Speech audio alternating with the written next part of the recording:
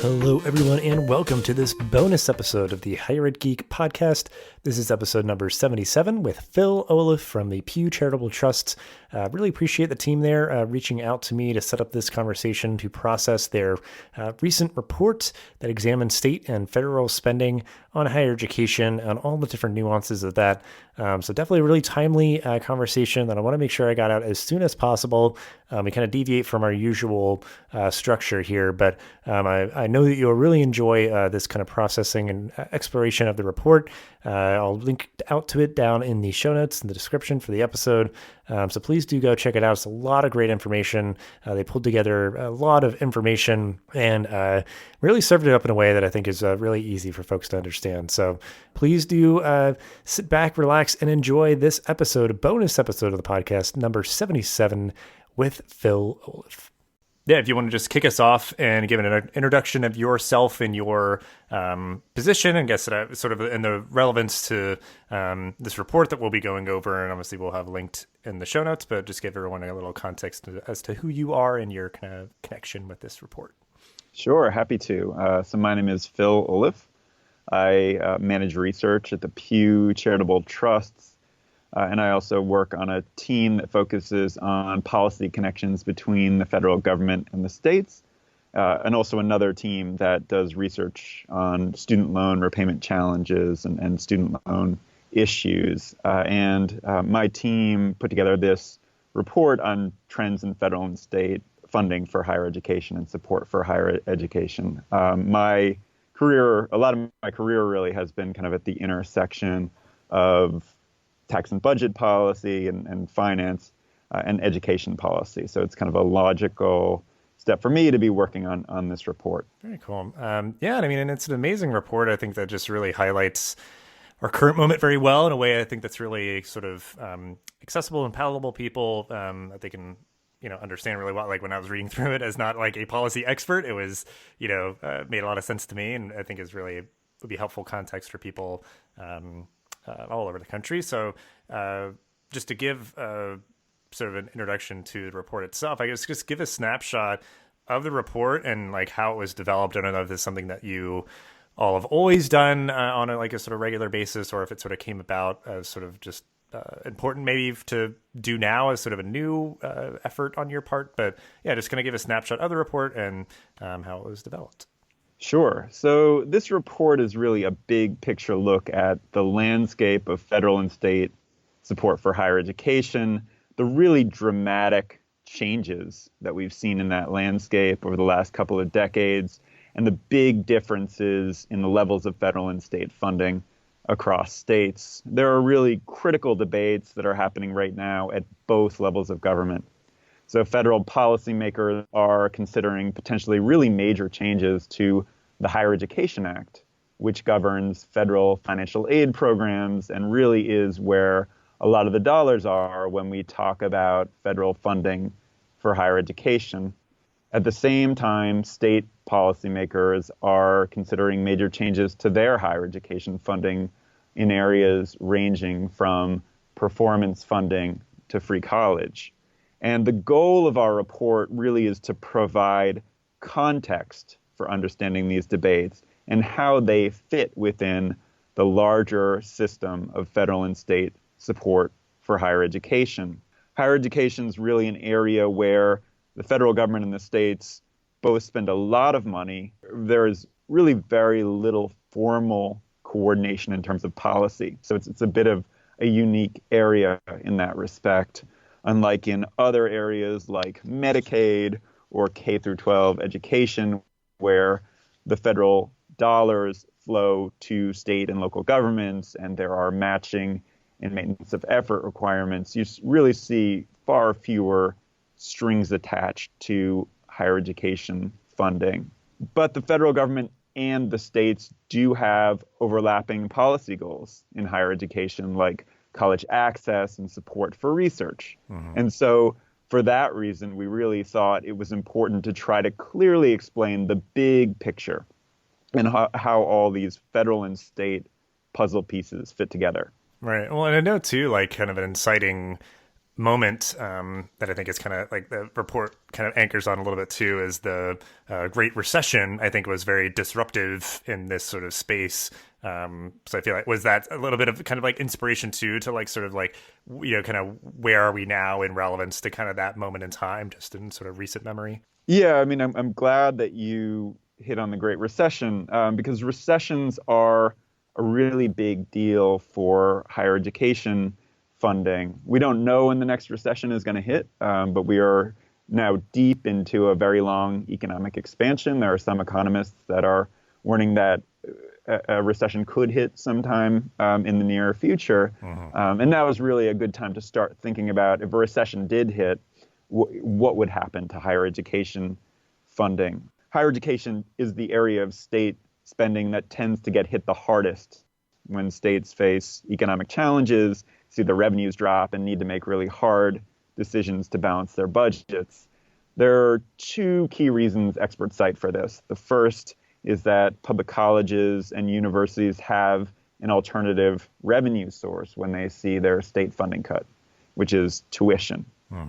The second is that states have, in many ways, more discretion to cut higher education than they do for other areas of their budget. So going back to federal-state dynamics, in most other areas where the federal government and the states spend a lot of money, like Medicaid, you see matching or maintenance of effort requirements for states to spend their own money in order to draw down federal funds. But you see a lot less of that in higher education. Federal funding, by contrast, follows a really different pattern than state spending when it comes to recessions. And that's something that makes a lot of sense because states need to balance their budget, but the federal government does not. In fact, in the aftermath of the Great Recession, when states saw very significant declines in their spending on higher education, federal spending actually saw a fairly sizable increase. The biggest factor in that after the Great Recession was a surge in Pell Grant spending. There are a few different reasons for this. One was increasing financial needs on the parts of students. Another was an increase in enrollment, so more people going back to school to build job skills. But it was also related to policy changes that expanded eligibility for the program and increased award amounts. In addition to the Pell Grant spending growth, the federal government expanded veterans' educational benefits, made them more generous around the time of the onset of the recession with the enactment of the post-9/11 GI Bill. So that increase was also happening. And then beyond that, the federal government actually provided money to states to help try to minimize recession-driven cuts in education spending. So the federal government provided roughly $40 billion between 2009 and 2011 to states to bolster their K-12 and higher education spending. And to receive this funding, states needed to maintain their own education spending at a minimum of 2006 levels, and they ultimately spent about $8.3 billion of that money to help sustain their institutions of higher education. And then on top of all of these spending increases, the federal government also made a significant increase in their support for higher education through the tax code when what was then called the Hope Credit was expanded into what is now called the American Opportunity Tax Credit. So to sum all of this up, these federal increases were driven both by several factors: rising enrollment, increasing needs, but also policy choices. I think a major area of uncertainty in all of this is the kind of policy choices the federal government would make were we to face a recession in the near future. But what all of this points to is the importance of both levels of government really paying attention and thinking about what might happen to higher education funding if a recession were to hit. Well, I think, with all that being said, with this sort of, kind of laying out the report and everything, and maybe it's something maybe you want to emphasize that you've already mentioned or anything else, like, what do you think would be like most surprising to people about this report? Like, it has a lot of information. It's comparing kind of like, state funding levels, like for each state individually. like anything like that, I guess, like anything that you think might be, surprising to people as they would start reading through this report. Yeah, no, I mean, I think for me, there were a number of major surprises. So maybe the biggest surprise was what I see as the key message in the report, which is just how big a shift there has been in the relative levels of federal and state funding for higher education over about the last decade and a half, since the start of the millennium. Between 2000 and 2015, state funding per student adjusted for inflation fell by 30%, even as federal spending grew by about a quarter. And as a result of that, federal and state funding levels are really much more even now than they had been historically. To give some numbers to help to illustrate this, historically, states have far and away been the bigger spender on higher education. Back in 2000, state spending was basically double what federal spending was on a per student basis. But by 2015, that gap had shrunk to just 12%. So that's a pretty big shift in a pretty short period of time. Another key surprise is just how much variation there is in the levels of federal and state funding for higher education across states. I think one thing the report really illustrates is that in many ways we're dealing with 50 different state systems of higher education funding. So, for example, federal funding per student in 2017 was 3 times higher in Hawaii than it was in Missouri. And you see even bigger differences in state funding. State funding was nearly 5 times or as high in Connecticut as it was in Arizona in that year. At the federal level, these differences are driven by things like differences in students' financial needs, the kinds of research that's taking place within a state, and the number of veterans that are attending school within a state. At the state level, it's driven by differences in policy choices and philosophies about how higher education should be funded. Another thing that really leaps out as a surprise from this report is just how big tax expenditures, tax benefits for higher education are in the scope of overall higher education funding and support for higher education. At the federal level in 2017, overall tax expenditures, including things like the American Opportunity Tax Credit, totaled $41 billion. If you put aside loans, that's the single largest form of federal support for higher education. It's bigger than the Pell Grant. It's bigger than veterans' educational benefits. It is bigger than research funding. We also found, we at the Pew Charitable Trusts have also found that higher education tax benefits are very widespread at the state level. So in a report that we wrote, we found that all 41 states and DC with a broad-based income tax provide some form of support through their income taxes to help support higher education. So it's a very important piece of the overall puzzle. And then the final thing that I will point out as a surprise, and one thing that really struck me, was the scale of veterans' educational benefits in the overall system. One statistic from this report that really leaps out when I look at it is that in 2017, the federal government spent more on veterans' educational benefits than all of the states combined spent on their financial aid grants. So it's a very big piece of the puzzle that I think oftentimes gets set aside, or it's not always understood quite how big it is on the overall scale of support for higher education. Yeah, that's a good, just kind of comparative kind of measure there. Well, and I guess, as much as is in this report, there's a lot of great information. Do you feel like, and maybe because it could be hard to track, is there anything that kind of gets left out of this conversation? Because I feel like, veteran funding would be maybe one of those things, or just how you could maybe parse out the information and maybe make it a little bit more focused or something. I'm not sure. Maybe, just what kind of sticks out to you now that you kind of have compiled all this information?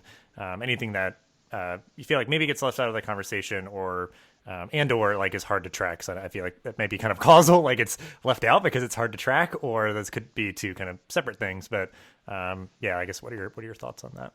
Sure. I mean, we talked a minute ago about just how big a footprint higher education tax benefits have in the overall system of support for higher education. But as big as they are, higher education, this tax support for higher education often gets left out of overall debates about the scale and nature of higher education spending. And there are a number of reasons for that. The first is that these tax expenditures often aren't subject to the same kind of recurring budget procedures as our most spending programs for higher education, which get debated regularly through the appropriations process. In many cases, these tax expenditures are permanent programs that very rarely get revisited after they get put in place.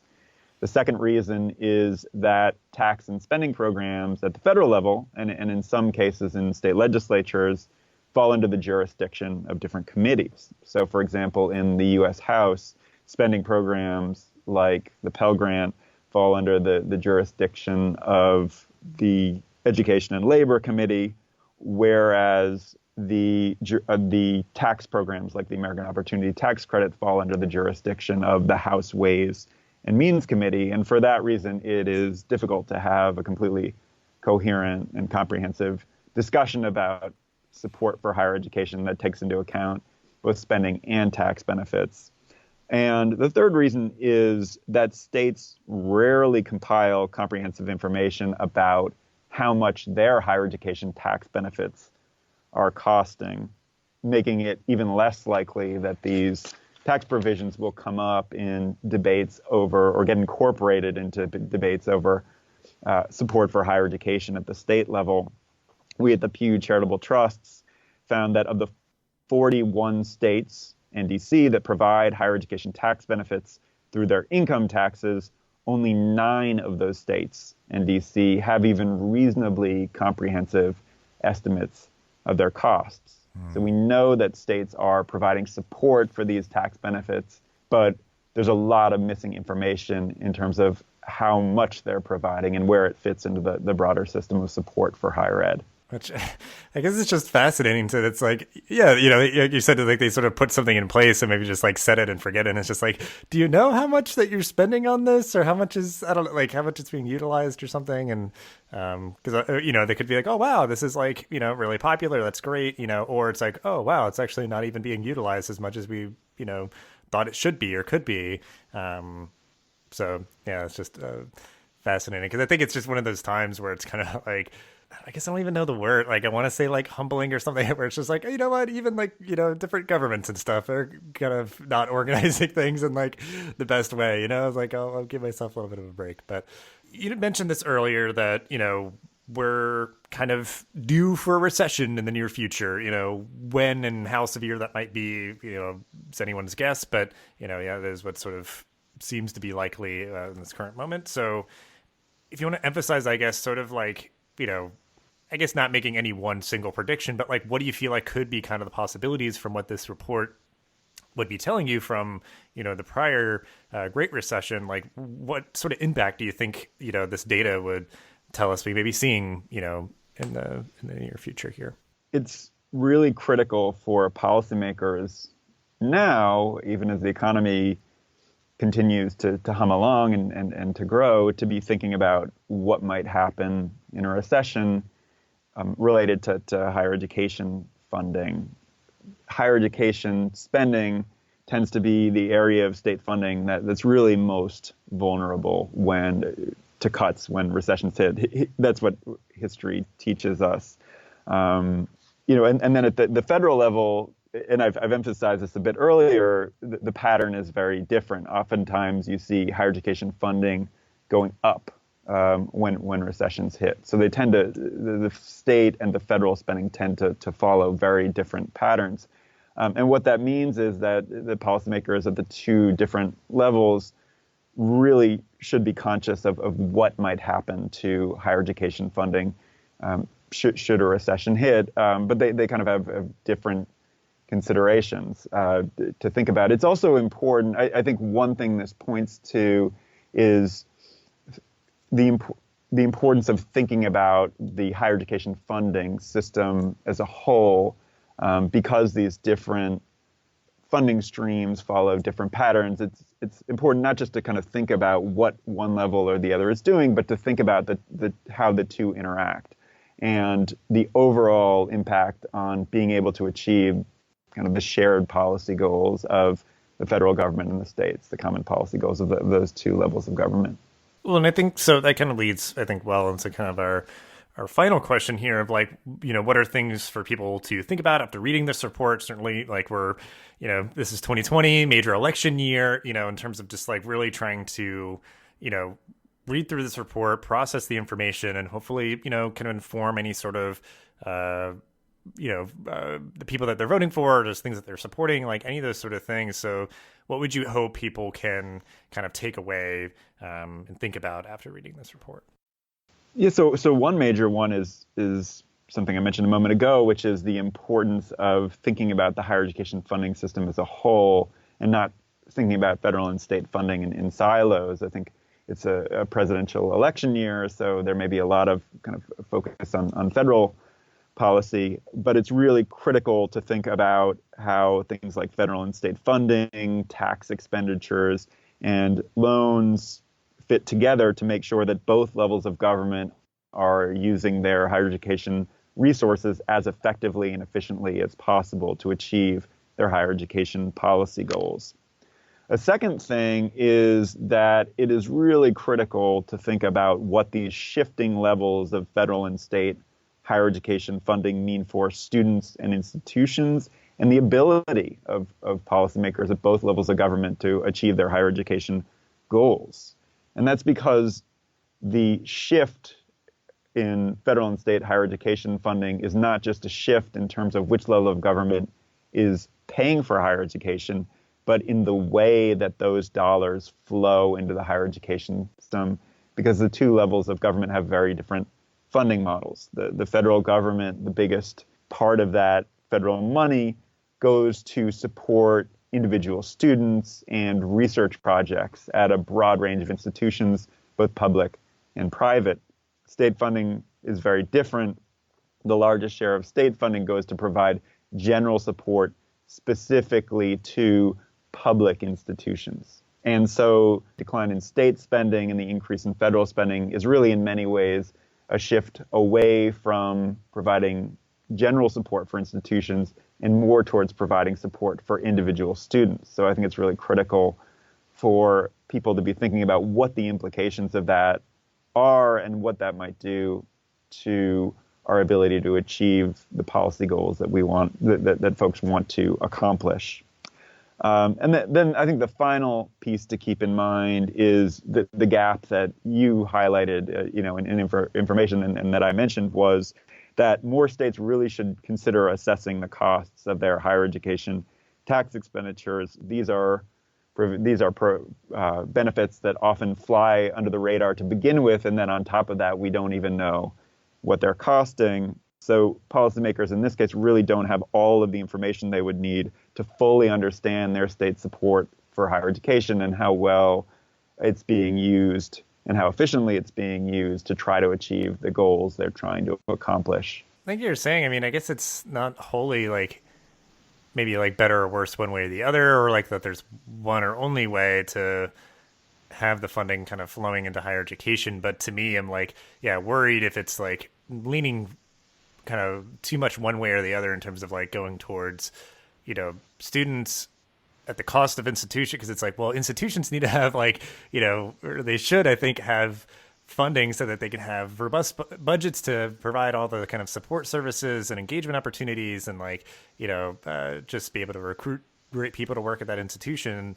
But then also it's like, well, it also wants students to be able to have funding. So, there's like need-based funding, and other things and tax credits, they should be also supported to sort of mitigate or cover the cost of their attendance at any institution. So like, to me, in a perfect world, like both of those things would be, kind of robust and healthy and flowing, funding sources. But yeah, it's just interesting that it seems to be, going in a very different way. And like you said, that it may be just like, they're both, I would think, aiming towards the same outcome, but working like kind of independently and blind of one another, essentially. I guess, like, do you feel like that's kind of like, I guess an accurate kind of like, sort of depiction of where we're at? Is, I guess maybe the concern would be that like institutions wouldn't have perhaps as like stable or secure of a budget if they're like now relying more so on tuition. So then like it could end up being where, yeah, I mean, students are getting support, but the institutions aren't able to, give them as many resources once they actually like, start attending classes and everything.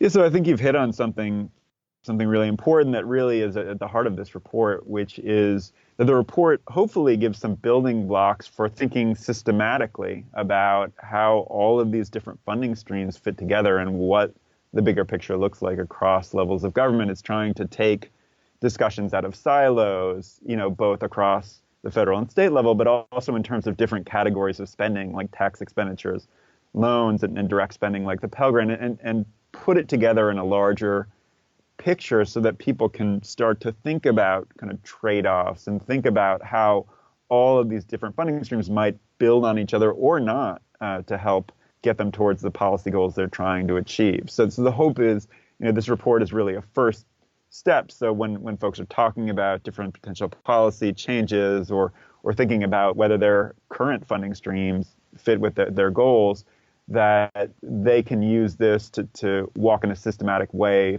through the system as it is and kind of think about what we might want to change or adjust or just kind of understand where we are in terms of current policy.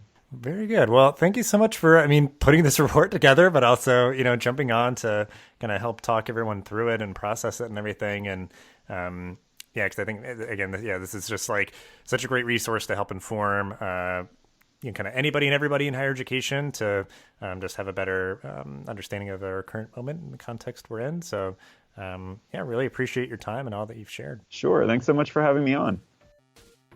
This podcast is part of the Connect EDU podcast network, bringing together diverse voices in the higher ed community. Check us out on Twitter at ConnectEDUPod or at connectedu.network. Thanks for listening to this episode of the podcast. Make sure to rate, review, and subscribe so you never miss an episode. Thanks again for listening, and we'll see you in the next episode of the Higher Ed Geek podcast.